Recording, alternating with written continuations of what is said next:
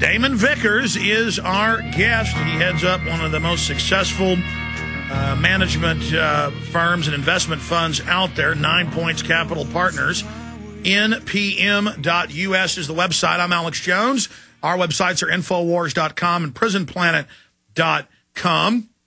And I want to talk about a host of other issues in the time we have left with Damon. I didn't mean to get stuck on the whole population agenda.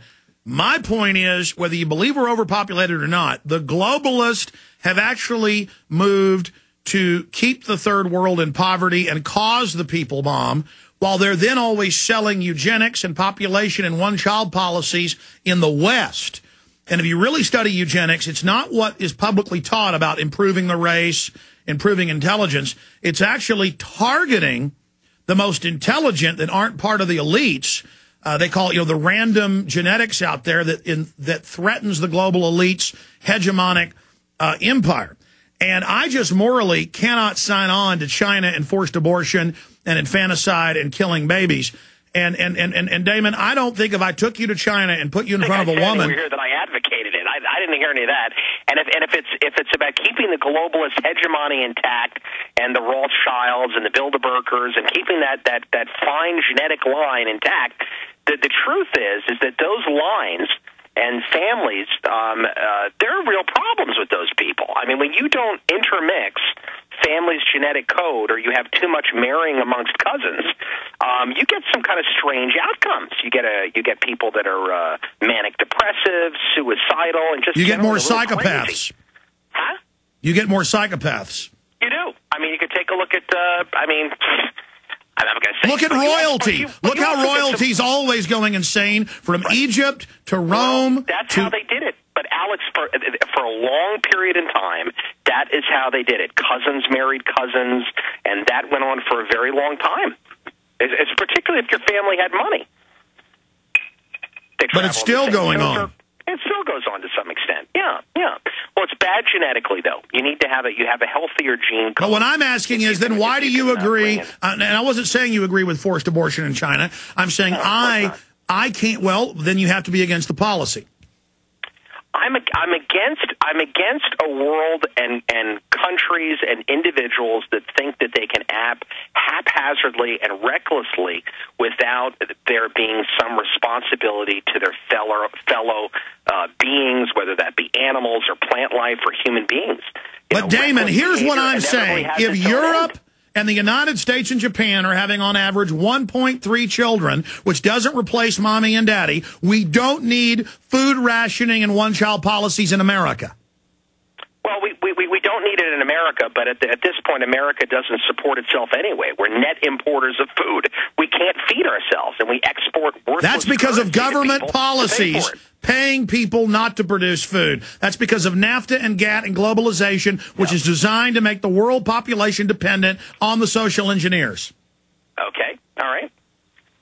So, as a fund manager, I have to think about how I'm going to make money from that, because I have investors and people that I have to report to that want to see capital gains. So I can't determine the direction of the world, Alex. I don't think you can either. I would think we both agree that we don't want a world move into a world that it's a police state whereby it's very negative and dark. However, we do need we've I think shown that this experiment called democracy has had unintended consequences. And is not really made American people really all that free, although they have the illusion of freedom. We don't have, even a howling mob of democracy. We have manufactured consent. Damon, shifting gears in the time we have with you here. No, I agree with that. You're talking about the two parties going against each other and the fantasy of Democrat versus Republican. I totally agree with that. Totally. It is a fantasy. Let me ask you this. What do you see happening to Obama? Lowest approval rating 1 year in of any president. Democrats turning against him. We're going to get some probably even worse Republican later, and then an even worse Democrat after that. As everything goes downhill. What do you see happening economically, politically in the next 24 months in the United States? Well, you bring up a good point between the Republicans and the Democrats. I certainly hope that we actually don't swim back to a Republican, and perhaps we have the type of environment where maybe you get somebody that's non-aligned, that's not a part of a fantasy of a Democrat or Republican. And yes, both the Democrats and both the Republicans are controlled entities, and they're controlled entities by family, either family interests in the case of the Tyson family or the Stevens Investment Bank or others, and it takes a lot of money. It takes a couple of $100 million or more to get elected president. And by the time you actually swear your oath, you have totally sold out whatever soul you had 1,000 times over. You're a soulless hunk of a man by the time you're sworn in. I hope that we get a third-party candidate. That's what I hope. In terms of the U.S., the United States, and the globe on a whole, we've got a lot of debt, sovereign debt, and increasingly we don't have a means or an ability to pay it off. But neither does much of the rest of the westernized world, and that debt is mounting and it's accumulating. But it's fiat debt made up out of nothing, so correct. that the speculators can take over the planet. Well, they're not. I don't know what they're going to. If the whole world is wrecked financially, I don't know what the benefit of what would they be taking over, a bankrupt company? What's the value of that, Alex? Well, see, they're too big to fail, so everything else will fail but them. They'll be the last man standing. So even if they're the wreckage of the ship of state and society, they will be that which all the rats cling to. I don't know. You could also, look, if I wreck you economically, Alex, let's say Alex Jones is a country, and I wreck you economically, and then I get to take you over, what good is that? What do I got? I got to beat up. Well, look at military tactics. You get to rebuild it. I want to take over something that's strong and viable. No, you get to rebuild. No. The globalists take over strong countries and then use them to exploit the neighbor and to wage war and covert destabilizations. On a larger scale, though, you could say that our democratic system, in the way that it's based upon allowing everybody to kind of get what they want, and people get elected, and they're beholden to all these special interests, that by the time it's all done with, you've just amassed all this debt because you've had to pay off all the people that got you elected. And because big government isn't real free market. It allows that crony monopoly capitalism, and then they buy off the howling mob, the horde, to then finally loot the middle class that was left, and then everything collapses. That's what happened in Rome. That's what happens everywhere. And it is likely to happen again. And we are likely in the process of that happening again. And neither you nor I can likely do much to change that natural course of direction. But what we can do is try to position ourselves financially and try to position ourselves and our families so that we survive and seek to thrive and prosper in the environment that we have, not the environment that we want. Well, I agree. I mean, I work for a better world, but I also position myself to be in the best possible position. And knowing what's coming in the future, I've been very successful.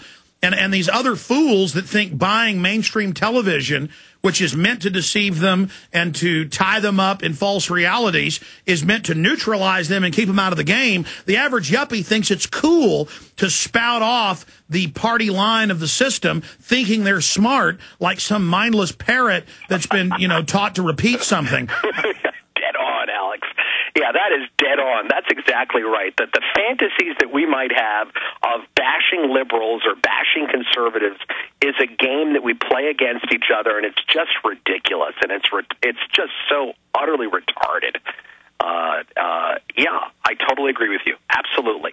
But I think the good news is I think more and more people, Alex, are waking up to that fact. You do a good job of bringing that out to people, of telling them that, and they need to know that bashing, liberal bashing or conservative bashing, this is a stupid game that has no end, but with no ultimate, so we just play each other off each other with real no progress or moving forward. It's ridiculous. We don't even deal with the issues at hand. Damon Vickers, 9 Points Capital Management, npm.us. Just in layman's terms, what do you see happening with the economy, with the dollar, with gold, with stocks, with bonds? A basic boil down of what you see happening in the next 12 months and forward with the economy. Well, I hate doing that. I really do, because the person inside me that says that he doesn't want to live in the future and he doesn't want to live in the past but wants to be present in the moment doesn't like to make projections. However, let's taking a look at where the moment is and where we're likely headed. What are we looking at? Dollar looks weaker because they're continue to have to print money. This morning we came out with jobs. We still showed the economy losing, I think it was 85,000 jobs, but we had an upward revision of 4,000 in the prior month. We need to create a minimum of 100,000 new jobs every single month just to keep up with the growth of our population in the United States. And it's not as bad as it was at 700,000 loss in jobs last January, but we're still losing jobs. So there's a critical issue. The job situation is pretty serious.